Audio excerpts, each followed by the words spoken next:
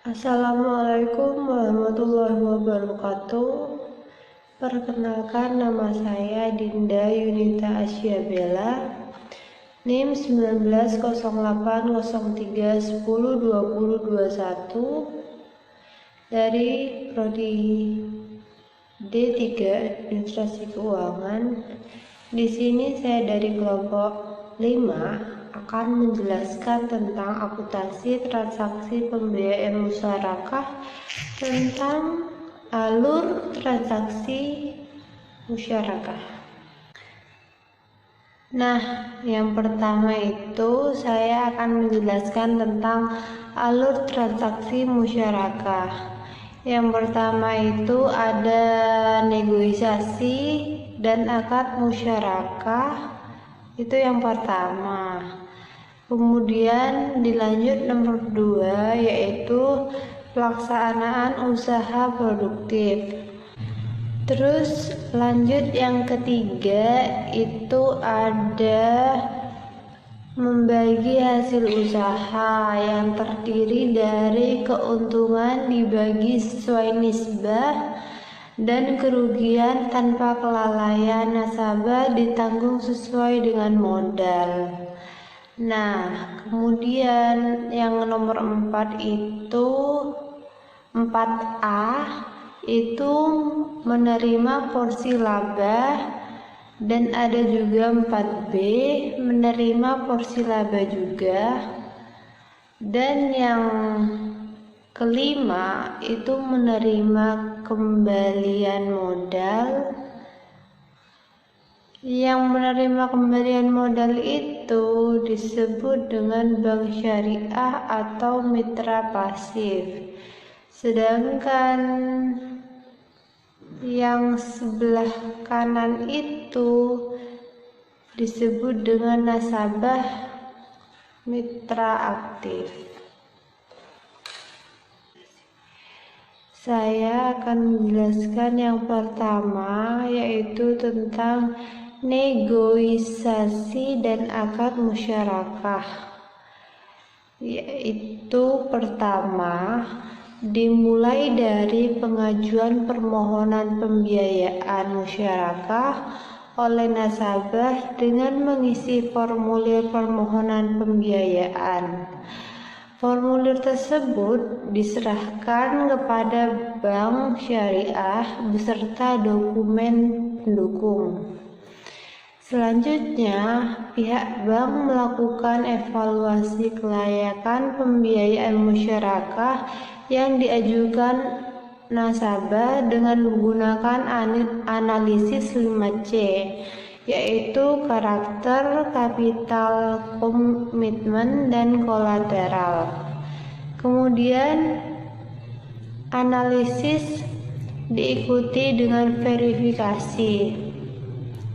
Bila nasabah usaha dianggap layak, selanjutnya akan diadakan perikatan dalam bentuk penandatanganan kontrak musyarakah dengan nasabah sebagai mitra di hadapan notaris. Kontrak yang dibuat setidaknya memuat berbagai hal untuk memastikan terpenuhinya rukun musyarakah. Kemudian saya akan menjelaskan alur transaksi musyarakah yang kedua, yaitu pelaksanaan usaha produktif. Yang kedua itu bank dan nasabah mengkontribusikan modalnya masing-masing, dan nasabah sebagai mitra aktif mulai mengelola usaha disepakati berdasarkan kesepakatan dan kemampuan terbaiknya.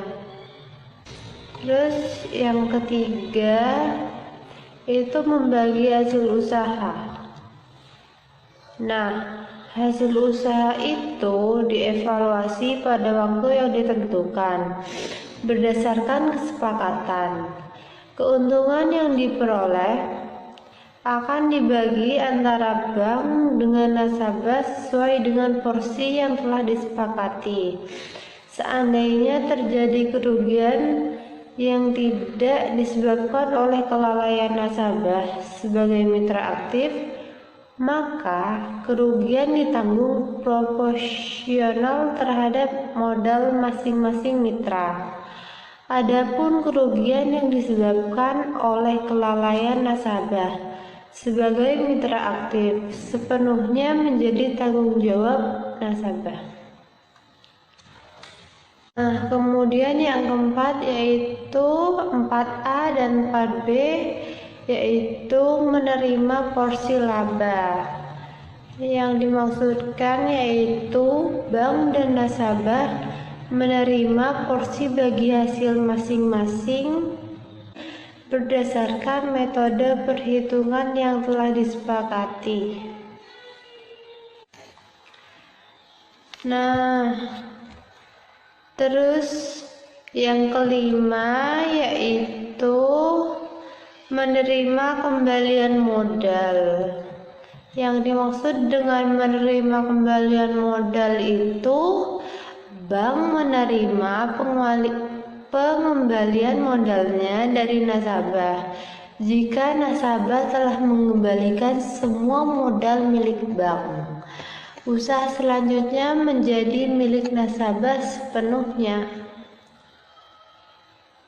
Nah, kemudian saya sudah menjelaskan tentang alur transaksi musyarakah. Kemudian saya akan menjelaskan tentang cakupan standar akuntansi transaksi musyarakah bagi bank syariah atau mitra pasif. Nah, ketentuan tentang perlakuan akuntansi transaksi musyarakah didasarkan pada PSAK 106 tahun 2007 tentang akuntansi musyarakah. PSAK ini menjelaskan tentang karakteristik musyarakah, pengakuan dan pengukuran seputar transaksi musyarakah, serta penyajian dan pengungkapan informasi pembiayaan masyarakat dalam laporan keuangan. PSAK ini membedakan akuntansi untuk mitra aktif dan mitra pasif. Menurut PSAK 106, mitra aktif adalah mitra yang mengelola usaha musyarakah, baik mengelola sendiri atau menunjuk pihak lain atas nama mitra tersebut. Adapun mitra pasif adalah mitra yang tidak ikut mengelola usaha musyarakah. Berdasarkan pembedaan jenis mitra tersebut, bank syariah dalam skema pembiayaan modal musyarakah yang diberikan cenderung masuk dalam kategori mitra pasif karena tidak ikut mengelola usaha musyarakah. Sekian presentasi dari saya, kurang lebihnya mohon maaf. Wabillahi taufiq wal hidayah. Wassalamualaikum warahmatullahi wabarakatuh.